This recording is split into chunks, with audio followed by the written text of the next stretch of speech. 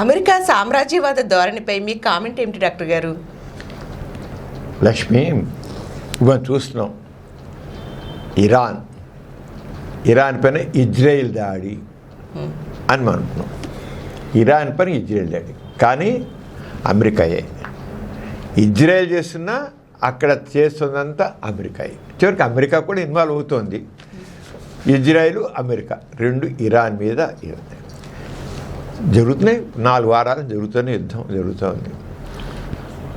ముందు 24 గంటలు అన్నాడు, తర్వాత 4 గంటలు అన్నాడు, మళ్ళీ ఒక పూట అన్నాడు. ఇవి వచ్చి చూసుకోండి, మీరు లొంగపోయినట్లయితే మేము 24 గంటల్లో ఇరాన్ని రాతి యుగంలోకి తీసుకెళ్ళిపోతాం, 24 గంటలు సర్వనాశనం చేస్తాను అంటాడు ఆ అమెరికా అధ్యక్షుడు. సర్వనాశనం, ఇరాన్ని రాతి యుగంలో తీసుకెళ్తాను బెదిరిస్తున్నాడు. అరే వాట్ దిస్? ఇలాగా దేశాలని సర్వనాశనం చేయడానికి అమెరికాకి ఎక్కడ హక్కు ఉంది? అంటే ఆయన చెప్పు చేతల్లో దేశాలన్నీ ఉండాలన్నమాట. ఎందుకు ఇలాగా? మళ్ళీ నెక్స్ట్ అయిపోగానే ఇరాన్ అయిపోగానే క్యూబా అన్నాడు. ఆల్రెడీ క్యూబాకి ఇచ్చాడు. మరి క్యూబా అనేది చక్కగా ఒక రకమైన సోషలిస్ట్ రాజ్యం. అది అక్కడ అభివృద్ధి ఎంత అభివృద్ధి అంటే వాళ్ళకి ఆర్థికంగా వాళ్ళు చాలా బాగానే ఉన్నారు, వాళ్ళ వరకు బాగున్నారు. ఇక చెప్పాలి ఆరోగ్యపరంగా చూస్తే ప్రపంచంలో నెంబర్ 1. మన కరోనా టైంలో క్యూబన్ డాక్టర్లు, క్యూబా దేశం సంబంధించిన డాక్టర్లు ప్రపంచంలో అనేక దేశాలకు వెళ్ళి సర్వీస్ చేశారు. వాళ్ళు అక్కడ మెడికల్ ఎడ్యుకేషన్ కానీ, ఆ మెడికల్ హెల్త్ కేర్ కానీ చెప్పలేదు. గొప్ప ప్రపంచానికి ఆదర్శం క్యూబా, ప్రపంచానికి ఆదర్శం. ప్రతి ఒక్కరికి అక్కడ ఎడ్యుకేషన్ ఫ్రీ, హెల్త్ ఫ్రీ అంటే ఊరికే ఏదో ఇక్కడ గవర్నమెంట్ హాస్పిటల్లో విజయవాడ గవర్నమెంట్ రోజుకి 4,090 వెళ్తారు, ఏదో చూస్తారు, ఏదో పిల్లలు రాస్తారు, పంపిస్తారా కాదు. వాళ్ళ వెల్ఫేర్ 100% వెల్ఫేర్ అంతా వాళ్ళే చూసుకుంటారు. అంత చక్కని హెల్త్ కేర్ క్యూబాలో ఉంది. ఆ దేశాన్ని నెక్స్ట్ టార్గెట్ చెప్పేశాడు. నెక్స్ట్ టార్గెట్ అని అంటే నువ్వు లొంగి నాకు అంటే ఎవ్వడు కూడా వాడి వ్యక్తిత్వం ఉండడానికి లేదు, ఎక్కడ వాడి చూపించుకోవడానికి వీలు లేదు. నువ్వు నా కంట్రోల్ ఉండాలి. నెక్స్ట్ టార్గెట్ నువ్వే, లేకపోతే నాకు దాసం అవ్వు. అది సోషలిస్ట్ దేశం. మరి అమెరికా క్యాపిటలిస్ట్ దేశం, సోషలిజం ఉండడానికి వీలు లేదు. ఒక పక్క ప్రపంచం అంతా సోషలిజం రావాలని మనం కోరుతుంటే వాడు సోషల్ దేశాన్ని కంప్లీట్గా నేను ఎంత పడతానంటే వాడేట. చిన్న దేశం, పెద్ద ఇదేం కాదు. చిన్న దేశం మీద పెద్ద రాజ్యం వాడు బెదిరింపు. దీన్ని ఏమంటారు? అమెరికన్ సామ్రాజ్యవాదం. ఒకనొకప్పుడు బ్రిటిష్ వాళ్ళు, తెల్లోళ్ళు ప్రపంచంలో ఉన్న ఎన్నో దేశాల మీద వాటిని పాలించారు. వాళ్ళు వెళ్ళిందేమో వ్యాపారానికి. మన భారతదేశంలో ఈస్ట్ ఇండియా కంపెనీ వచ్చి చివరికి బ్రిటిష్ వాళ్ళు పేలేరు. ఆ రకంగా అనేక దేశాలు వాళ్ళ పాలనలోకి వెళ్ళిపోయాయి. వాళ్ళు మొత్తం సూర్యుడు అస్తమించని సామ్రాజ్యం అన్నారు బ్రిటిష్ సామ్రాజ్యాన్ని. అంటే అరౌండ్ గ్లోబ్ వాళ్ళన్నీ ఉండేవి. అప్పుడేంటి, బ్రిటిష్ వాళ్ళు పాలించారు ఆ దేశాలన్నింటినీ. ఇప్పుడు అమెరికన్ సామ్రాజ్యం అలా కాదు. వీడి స్టార్ట్ ఇది, వీడు వేరు. ఈ అమెరికన్ ఇది నయా ఇంపీరియలిజం అన్నమాట. ఈ కొత్త ఇది అన్నమాట. ఈ కొత్తది, ఈ రకమైన ఇది ఎందుకు ఇలాగుంది? ప్రపంచంలో ఆధునికమైనటువంటి ఇంపీరియలిజం. దీన్ని మొత్తం వాడు ఏం చేస్తున్నాడు? వాడు నీ దేశం పాలించుకో, కానీ నీ వనరులు నేను నావి. పెట్రోల్ ఉంది, ఆ పెట్రోల్ నాదే. డీజిల్ ఉంది, నాదే. దాని మీద ఆధిపత్యం నాది. నీ దేశం అసలు వాళ్ళు తిండి ఉంటే ఆ తిండిని లాగేసుకుని నువ్వు పాలించుకో. నీ రాజ్యం నాకు అవసరంలా, నీ పాలన నాకు అవసరంలా. అంటే పూర్వకాలం బ్రిటిష్ వాళ్ళు ఏం చేశారు? ఆ పాలన తీసుకున్నారు, అక్కడ సంపద అంతా కొల్లగొడిపోయారు. మన భారతదేశం అంతే కదా. పాలన తీసుకున్నారు, మన సంపద అంతా దోచుకుపోయారు. మొత్తం దోచిపోయారు, అన్ని రకాలుగా దోచిపోయారు తెల్లోళ్ళు. అదే ఆ రంగా ఇప్పుడు మీ పాలన మీరు చేసుకోండి. అక్కడ ఉన్న ఆర్థిక వనరులు మాత్రం నావి. ఇది నయా సామ్రాజ్యవాదం, కొత్త తరహా సామ్రాజ్యవాదం అమెరికా వాడిది. ఇది ఒక పక్కేమో యుఎన్ఓ ఉంది, యునైటెడ్ నేషన్స్ ఆర్గనైజేషన్. లెక్కలేదు, పట్టకుని పరిశీలన యుఎన్ఓ లెక్కలేదు అన్నాడు. డబ్ల్యూహెచ్ఓ అంటే నాకు లెక్కలేదు, డబ్ల్యూహెచ్ఓ నేను పట్టించుకొని పొమ్మన్నాడు. యుఎన్ఓని పట్టించుకుపోను అన్నాడు. యుఎన్ఓ ఏం చేస్తుంది? ఏం చేయాలో కూర్చుంది. యుఎన్ఓ గురించి నువ్వు నేను చదువుకుని ఏంటి? యుద్ధాలు నివారిస్తుంది, ప్రపంచంలో శాంతి నెలకొల్పుతుంది, ప్రపంచంలో ఐక్యతను తీసుకొస్తుంది, అన్ని దేశాలను సమకూర్చుని చదువుకున్నాం మనం. ఇప్పుడు ఆ యుఎన్ఓ నోరు మెదపట్లేదు. అంత ఘోరంగా ఇరాన్ మీద చేయని, మన వెనుజులా మీద చేయని, రేపు క్యూబాను హెచ్చరించని. ఏమిటయ్యా, చర్చలకు వెళ్ళు, నువ్వు చేయకు, యుద్ధం చేయకు చెప్పాలా? యుఎన్ఓ చెప్పిందా?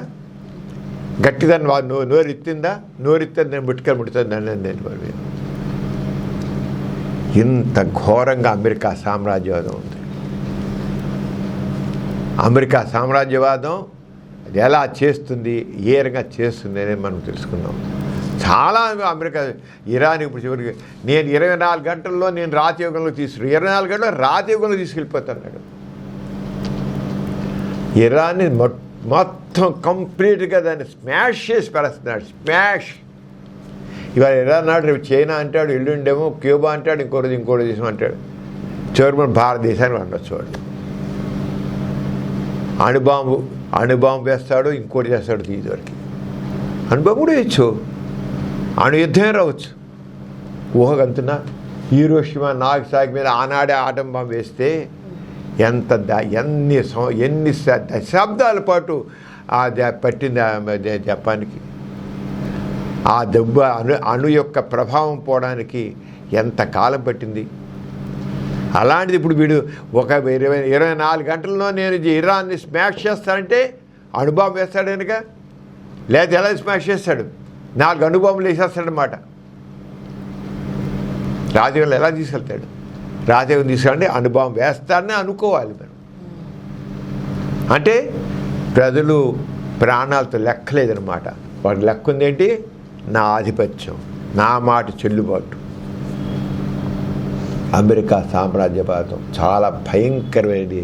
సామ్రాజ్యవాదం చెప్తున్నా. ఇంతకుముందు ఉన్న కేవలం బ్రిటిష్ వాళ్ళు దేశాలు పాలించారు, అంతాలు కంట్రోల్ తీసుకెళ్ళారు.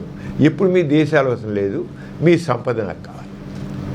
అది ముఖ్యంగా పెట్రోల్, డీజిల్, ఆయిల్, ఇతర ఖనిజ లవణాలు, యురేనియం కావాలి, నీ దగ్గర ప్లాటినం కావాలి, నీవన్నీ నాకు కావాలి, నీ సంపద నాకు కావాలి. నీ పని నువ్వు చేసుకో. ఇది మరి మా నీళ్ళంతా కొల్ల కొడతా, నీ ఇంట్లో నువ్వు ఉన్నట్లుంది. ఓ దొంగ వస్తాడు, నిన్నేం చేయను, నోరు మూసుకుంటూ నీ ఇంట్లోని గోల్డ్ నా చేతులు పెట్టు, నీదంతా నా చేతులు పెట్టు, నిన్నేం చేయను నేను. ఆయన దొంగ దూసిపోతే ఎలా ఉందో ఇప్పుడు అమెరికా సామ్రాజ్యం ఎలా ఉంది. ఓ బద్దితో దొంగ వచ్చి నేనేం చేయ, నోరు మూసుకుని నాకు ఇచ్చేయి. చేస్తున్నారు అలాగే. ఏం చేస్తారు? ప్రాణం తీస్తా అంటున్నాడు. ఇరాన్ని ప్రాణం తీస్తా అన్నాడు లేదా? స్మాష్ చేస్తానన్నాడు లేదా? రాజయోగంలో తీసుకెళ్తా అన్నాడు లేదా? అలాగే బందిపోటు వస్తే మొత్తం నోరు మూసి కీస్ ఇస్తున్నారు లేదా? బీరువాళ్ళకి కీస్ ఇస్తున్నారు ఇవ్వట్లేదా? వాడు కళ్ళైతే మొత్తం కొల్లబెట్టిపోతున్నాడు లేదా? బందిపోటు పద్ధతిలానే అమెరికన్ సామ్రాజ్యవాదం ఉంది.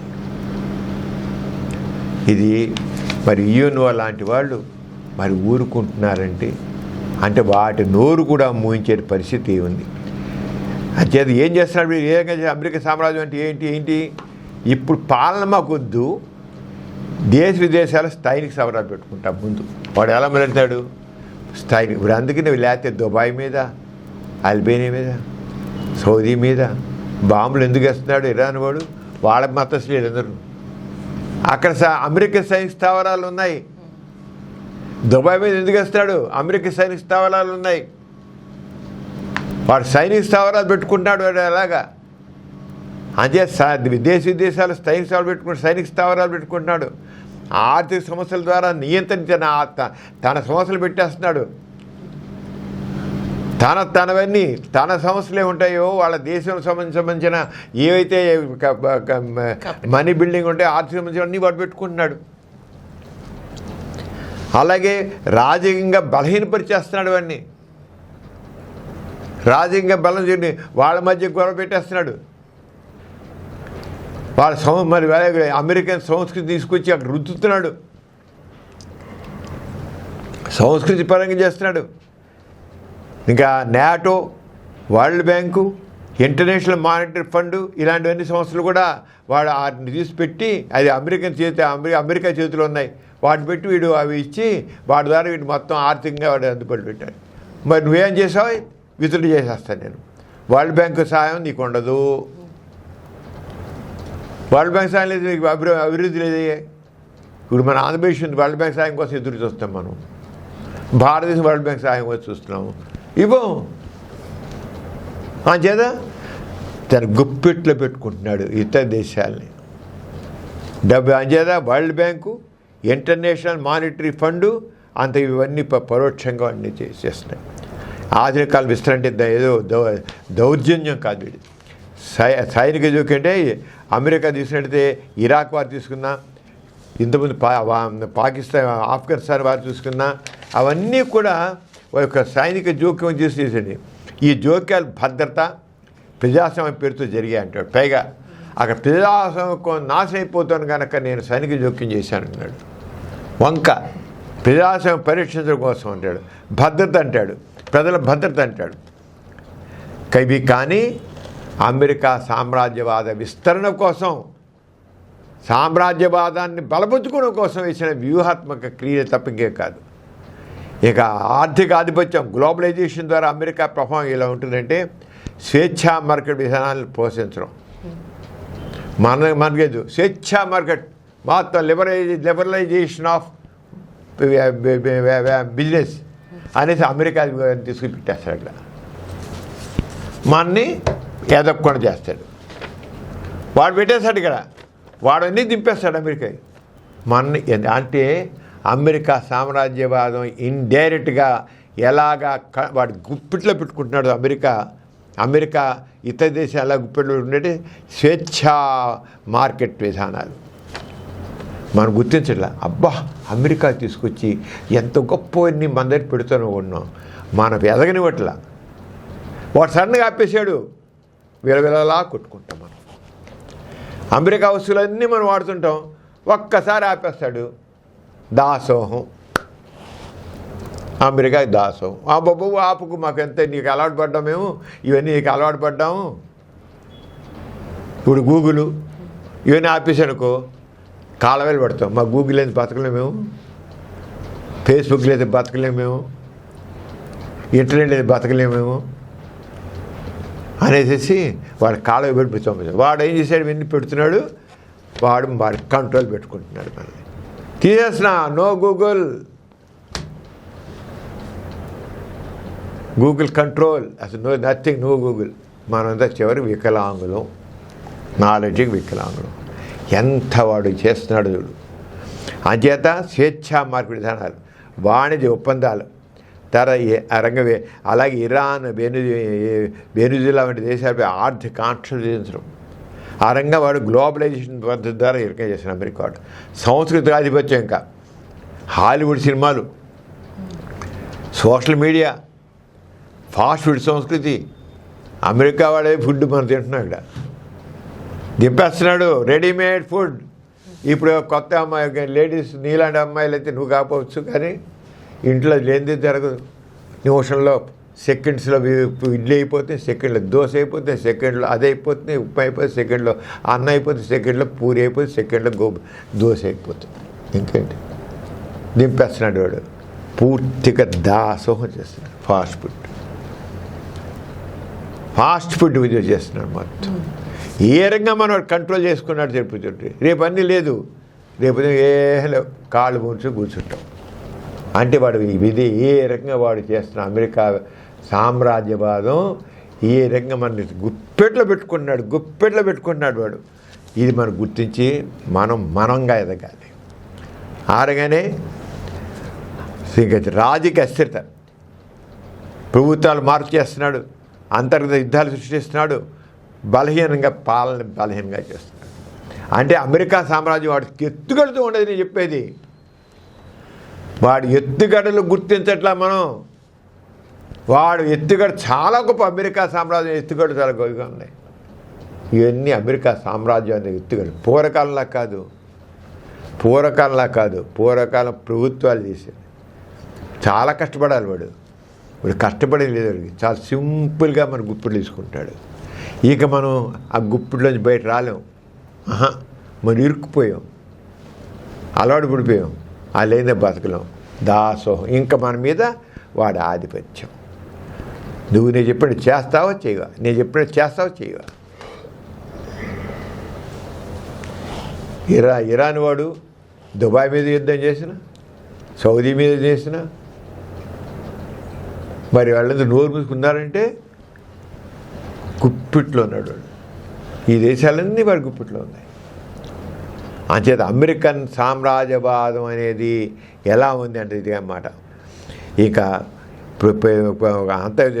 ప్రభుత్వ మార్పులు, అంతర్గత యుద్ధాలు, బలహీన వ్యవస్థలు, ఇరాకు ఆఫ్ఘనిస్తాన్ యుద్ధాల తర్వాత పరిస్థితి. ఇక ఆర్థిక అసమానత, ప్రపంచ ఆర్థిక వ్యవస్థలో అసమానతలు పెరుగుతాయి. బహుళజాతి కంపెనీలకు లాభం, బహుళజాతి కంపెనీలకు లాభం. మన దేశాలు చిన్న చిన్న లేవు, మనం ఏం చేసుకోలేదు.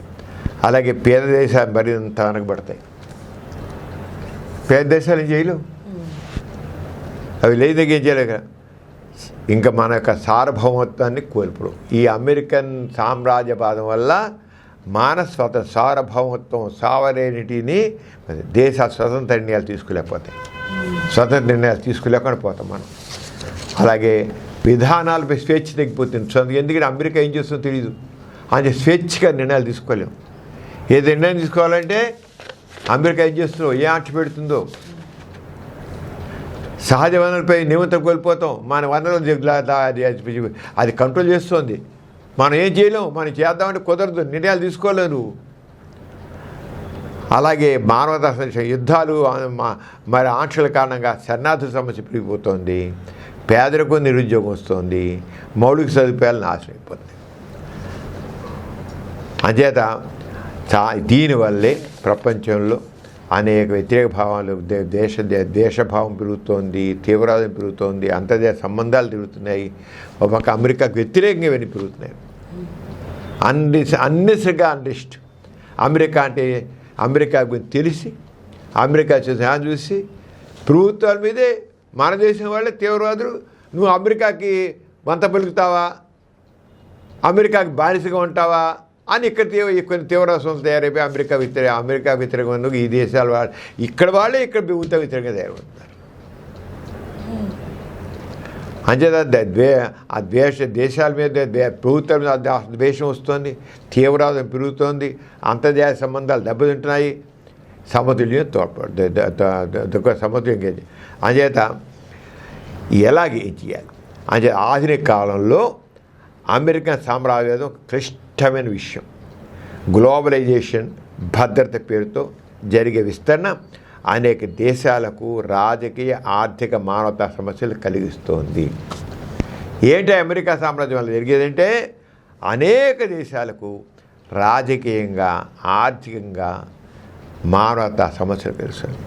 అంటే శాంతి సమానత్వం కోసం అవసరం కావాల్సింది. మామూలుగా శాంతి సమానత్వం కావాలంటే ఏమిటి అంటే అమెరికన్ సామ్రాజ్యవాదాన్ని ఒప్పుకోవడం కాదు, మనంగా బతకాలి, వాడి మీద ఆధారపడడం కాదు. గాంధీ గారు చెప్పినట్టు స్వదేశీ అని గాంధీ గారు ఆ రోజు చెప్పారంటే నిజమేది. ఆ స్వదేశీ గాంధీ గారి సిద్ధాంతాన్ని పక్కన పడేయబట్టే ఇవన్నీ పెరుగుతున్నాయి. మనంగా డెవలప్ అవ్వాలి. దేశాలు ఎవరి డెవలప్ కావాలి. డెవలప్ కాకపోవడంతో ఇవన్నీ వస్తుంది. అంటే దేశాల సార్వభౌమికత గౌరవపోతుంది. మామూలుగా ఏంటి, ప్రతివాళ్ళు నా దేశం. ఇప్పుడు క్యూబా ఉంటుంది, నేను నా దేశం అంటారు. ఇరాన్ ఉంటుంది, నేను నా దేశం. నువ్వే పోతే మేము చర్చ చేయం, మేము మాత్రం లొంగ ఉంటున్నారు. సార్వభౌమాధికారం, వాళ్ళ సావరేనిటిని వాళ్ళు కోల్పడే చావడానికే సిద్ధంగా అనేది. అంటే ఇంక దాసం, నీకు ఎంతకాలం దాసం? మీ దాసం కాలేం. క్యూబా మేము మీ దాసం కావు. ఇప్పుడు మనం అంటాం భారతదేశం, మనం ఒకవేళ మన దేశాలు మన ప్రజలు ఒప్పుకోమనం. ఈ దేశం మాది, ఎవడు మనం డిక్టేట్ చేసి ఉందని తింటాం, ఉందని బతుకుతాం. అంచేత దేశ సార్వభౌమత గౌరవం తెచ్చుకుంటాం, సమాన ఆర్థిక విధానాలు కావాలనుకుంటాం, ఆధిపత్యం కాకుండా సంభాషణల ద్వారా వాళ్ళని కోరుకుంటున్నాం. ఆరగా జరిగినప్పుడే మామూలు జనాల మధ్య ఏదైనా మన యూనివన్ ఏంటి శాంతి చర్చల ద్వారా జరగాలంటున్నాం.